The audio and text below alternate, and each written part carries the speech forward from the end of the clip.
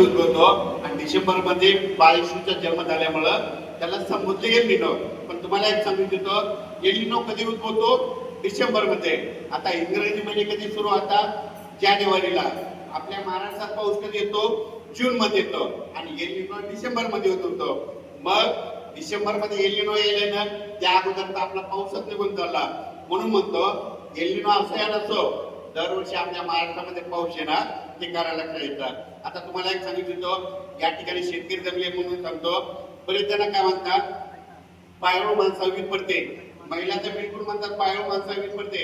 माझी महिलाला विनंती आहे, पायावर माणसं वीज पडत नाही, पण काय करतात आपले घरचे, पायावर माणसाला तांब्याच्या कडा हातात घालतात. पुरुषांना विनंती आहे, तुम्ही तांब्याच्या कडा हातात घालत जाऊ नका.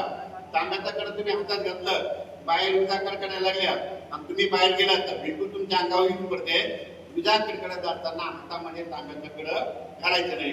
आता तुम्हाला एक सांगू इच्छितो, हे जे तुमचं गाव आहे, या गावामध्ये इतक्या विजा कडकडतात, इतक्या विजा कडकडतात, तुमच्या गावात वीज पडत नाही आणि तुमच्या गावाच्या बाजूला 2 किलोमीटर वीज पडते.